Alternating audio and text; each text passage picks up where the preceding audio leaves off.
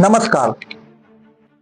देखिए, recently Bombay high court ने bank of Baroda को डायरेक्शंस दिए कि आप 76 लाख रुपीस जो है रिफंड करें, जो फ्रॉडुलेंट ट्रांजैक्शन, जो साइबर क्राइम फ्रॉड हुआ है पिटिशनर को, वो अमाउंट रिफंड करें। दरअसल ये मैटर बहुत इंटरेस्टिंग है।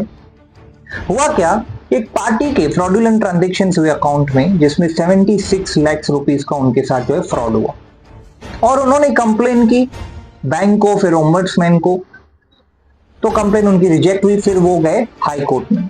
अब हाई कोर्ट में क्या क्या हुआ मैं आपको बता। हाई कोर्ट में सबसे पहले पिटिशनर ने, जिसके साथ ये फ्रॉड हुआ, उन्होंने दलीलें रखी। उन्होंने आरबीआई का, रिजर्व बैंक ऑफ इंडिया का सर्कुलर सामने रखा, जो 2017 का है। वो क्या कहता है कि if fraudulent transactions have been reported within 3 days, that party bears a zero liability। मतलब अगर 3 दिन के अंदर अगर आप वो रिपोर्ट करते हैं फ्रॉडुलेंट ट्रांजैक्शन, तो वो जो है ना, उनको लायबिलिटी जो है जीरो रहेगी। और ये जो मैटर है बॉम्बे हाई कोर्ट के माननीय जस्टिस पूर्णिवाला जी, जस्टिस कुलकर्णी जी, इनके सामने था, इस बेंच के सामने था। हाई कोर्ट में दोनों सर्कुलर्स को पेश किया गया, रिजर्व बैंक ऑफ इंडिया के सर्कुलर को और बैंक ऑफ बड़ौदा की जो कस्टमर प्रोटेक्शन पॉलिसी है उसको भी प्रॉपर तरीके से जो है रीड किया गया, समझा गया और समझाया गया। जहां रिजर्व बैंक ऑफ इंडिया का जो सर्कुलर है उसको साफ साफ क्लियर स्टेटमेंट्स है, if the fraudulent transaction is being reported by the customer और consumer within 3 days, that bears a zero liability. लेकिन जो बैंक ऑफ बड़ौदा की कस्टमर प्रोटेक्शन पॉलिसी है उसमें भी यह लिखा गया कि unauthorised transactions arising out of a third party breach, no fault of bank or customer।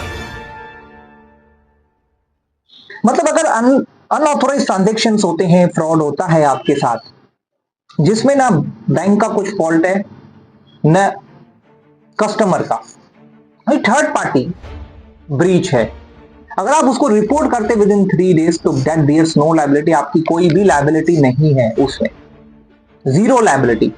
और अगर आफ्टर 7 days आप रिपोर्ट करते हैं तो 100% जो है पेनल्टी, जो है लायबिलिटी जो है वो बैंक लगा सकता है।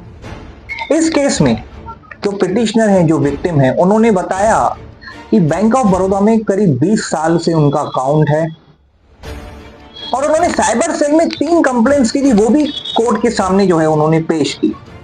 और वो भी ये साबित हुआ कि उन्होंने 1 घंटे में जो है कंप्लेंट दर्ज कराई।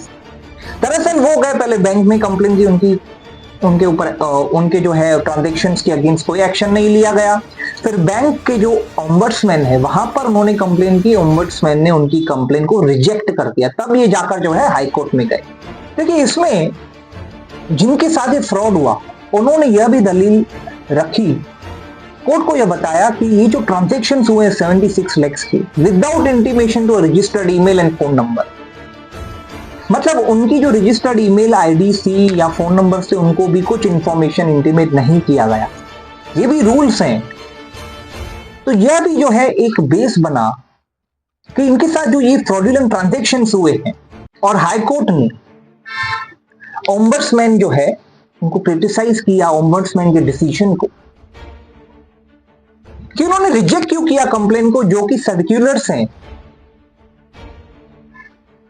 नियम है, कानून है। और हाई कोर्ट ने यह भी कहा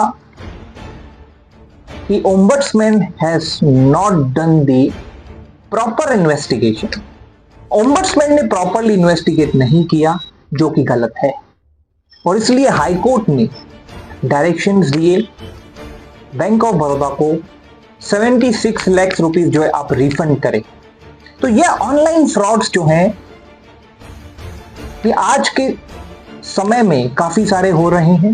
काफी सारे लोग आपको मिलते होंगे कि उनके साथ यह फ्रॉड हुआ, यह हुआ। और अगर आप भी ये जो है बात जो है ध्यान में रखें, अगर आपके साथ भी ऐसा होता है तो आपको इमीडिएटली जो है, आप वेट मत करें, इमीडिएटली जो है बैंक्स को कंप्लेन करें, ओम्बड्समैन में कंप्लेन करें।